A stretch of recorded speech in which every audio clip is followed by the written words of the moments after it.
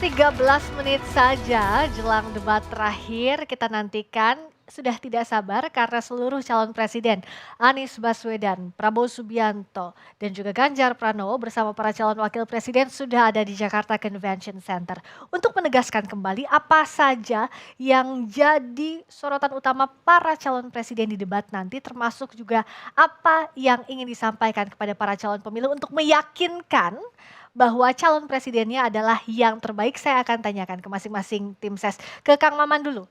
Jadi bagaimana untuk meyakinkan para calon pemilih bahwa performa Pak Anies nanti memang akan menghadirkan gagasan terbaik?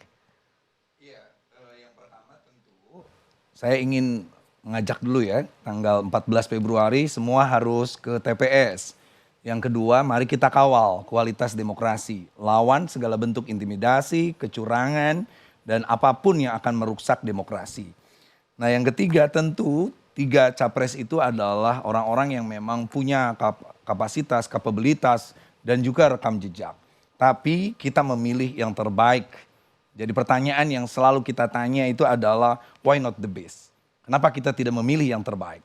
Nah yang memilih terbaik adalah orang yang memahami persis persoalan-persoalan di tengah masyarakat. Rumah Anies itu di gang sempit. Anies punya kekayaan hanya 15 miliar, itu pun sebagian besar adalah hutang.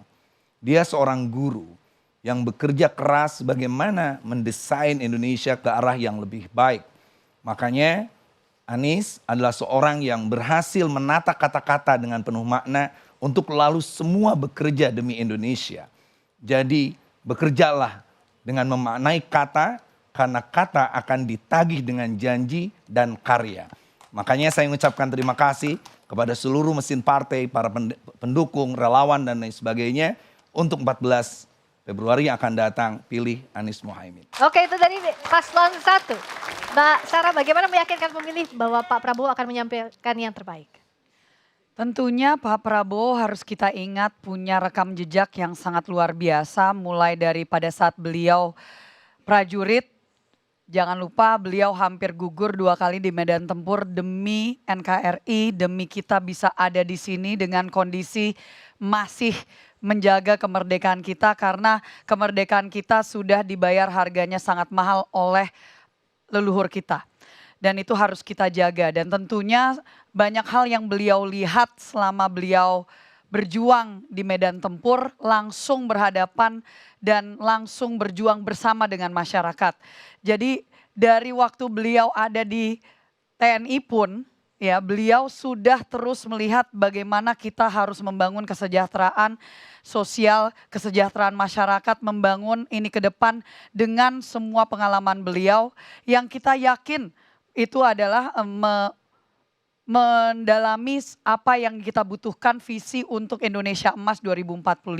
Yaitu apa? Lapangan pekerjaan harus ada untuk seluruh masyarakat Indonesia. Kita bicara tentang gizi, karena mau bawa kemanapun negara ini kalau anak-anak kita tidak mendapatkan gizi yang cukup, bagaimanapun IQ rata-rata di Indonesia saat ini adalah 75. Ya, itu adalah IQ rata-rata di Indonesia. Jadi harus dimulai dari gizi. Bicara juga tentang inklusivitas. Jangan lupa bahwa Partai Gerindra, partai yang dipimpin oleh Pak Prabowo, adalah pengusung dari Undang-Undang Penyandang Disabilitas yang waktu itu saya dan Kang Maman adalah pembahas dan kita yang menggolkan waktu kita ada di DPR. Kita juga bicara tentang kesehatan. Salah satu program dari Pak Prabowo adalah pengecekan kesehatan gratis setiap tahunnya untuk seluruh masyarakat Indonesia, karena kita percaya mencegah lebih baik daripada mengobati, dan seterusnya. Tentunya kita bicara teknologi informasi, kita bicara bagaimana kita hilirisasi untuk teknologi. Bahkan Pak Prabowo mendirikan 4 fakultas di Universitas Pertahanan, yaitu Science, Technology, Engineering, and Mathematics. Karena tentunya kita harus mempersiapkan skill-skill masa depan.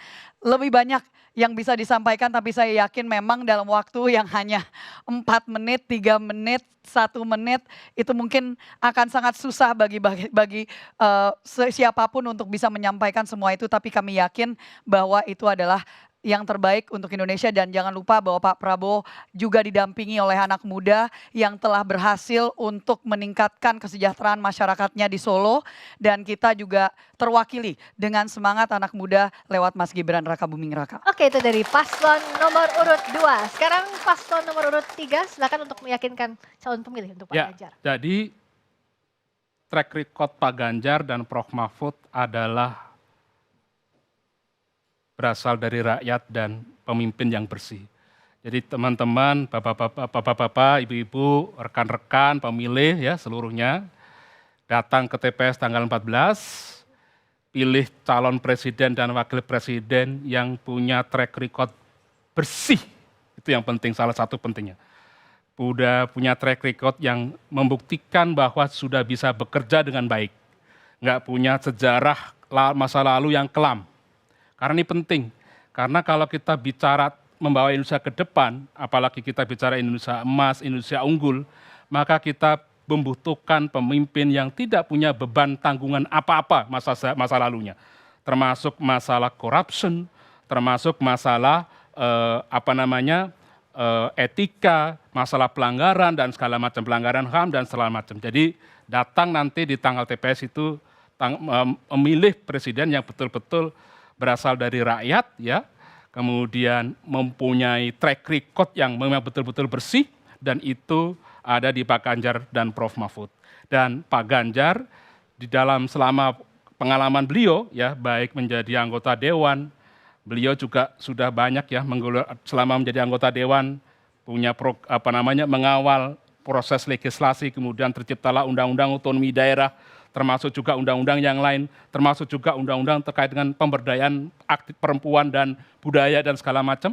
Dan itu sudah dibuktikan beliau selama di DPR dan juga kemudian selama menjadi gubernur 2 periode, beliau punya program-program yang sangat inklusif, termasuk tadi itu yang sebenarnya yang program-program yang diciptakan sekarang ini, yang beliau sampaikan dalam visi dan misi dan termasuk 21 program itu adalah merupakan ekstraksi atau turunan dari segala produk yang sudah dihasilkan selama beliau menjadi gubernur DKI. Misalnya guru ngaji, ya, kemudian bantuan bagi disabilitas, termasuk juga bagi para budayawan, membangun bagaimana infrastruktur budaya bisa menjadi berkembang di sana, termasuk juga nanti kita bikin satu vaskes, satu desa, satu vaskes, itu sebenarnya cerminan dari yang mau dikembangkan dari di tingkat provinsi sampai dengan kemudian di tingkat nasional, secara nasional.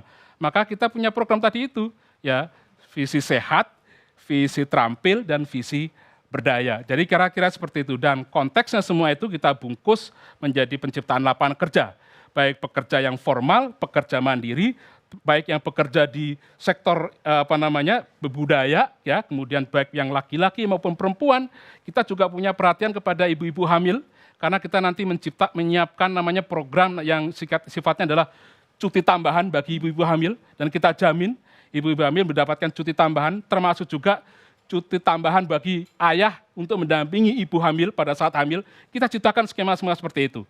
Dan itu kita kemudian ya kita jamin, kita dengan program-program seperti itu, pendidikan, ya, ekonomi, termasuk juga perlindungan pada perempuan dan anak-anak begitu ya. Maka nanti kita bisa menciptakan Indonesia unggul. Dan sekali lagi saya katakan Pak Ganjar dan Prof. Mahfud adalah cerminan calon presiden dan wakil calon presiden yang betul-betul berasal dari rakyat, karena semua yang dipikirkan yang akan dilakukan semua adalah harapan dan memperhatikan seluruh kepentingan rakyat. Itu dari paslon nomor urut 3.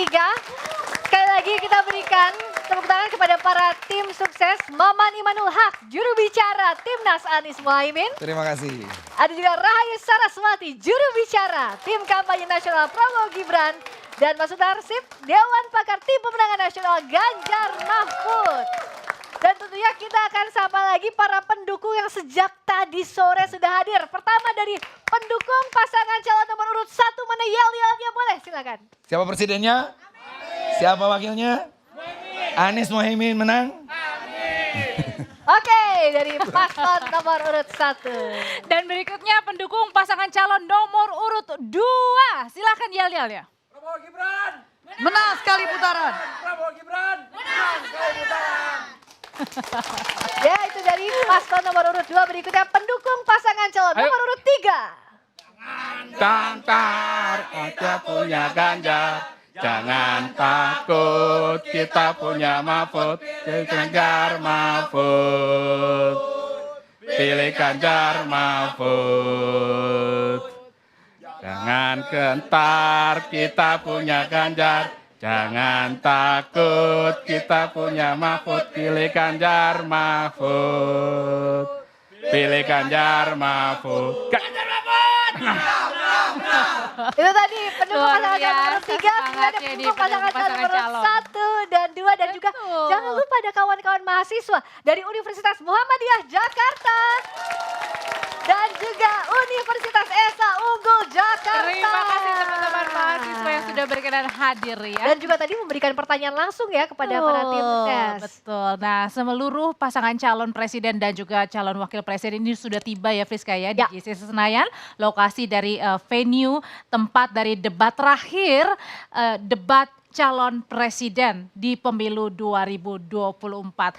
Nanti juga kita akan saksikan bersama masing-masing menyampaikan gagasan, visi dan juga misi mengenai kesejahteraan sosial, pembangunan sumber manusia dan inklusi, serta juga dengan subtemanya adalah pendidikan, kesehatan, ketenagakerjaan, kebudayaan, dan teknologi informasi. Sudah tiba semuanya seperti yang digambarkan, ini adalah pasangan nomor urut 1, paslon nomor urut 1, kemudian juga paslon nomor urut 2 juga sudah hadir, dan yang pertama tadi kita juga sudah lihat paslon nomor urut 3 ya juga sudah tiba. Jadi sudah lengkap semuanya Friska. Betul, sudah lengkap tadi sudah ada Anies Baswedan, Muhaimin Iskandar, Prabowo Subianto, dan Gibran Rakabuming Raka, serta Ganjar Pranowo Mahfud MD ini jadi yang ditunggu-tunggu. Seperti tadi yang juga sudah disampaikan oleh tim sukses masing-masing kandidat bahwa soal kesejahteraan sosial beserta dengan subtema lainnya ini jadi hal penting sebagai pertimbangan. Bagi para calon pemilih Anda saudara, gunakan hak pilih Anda pada 14 Februari mendatang dan malam hari ini kita akan sama-sama melihat bagaimana gagasan dari para kandidat. Saya Friska Clarissa. Dan saya Audrey Chandra berterima kasih Anda sudah menyaksikan jelang debat Pilpres 2024 untuk debat terakhir calon presiden di pemilu 2024.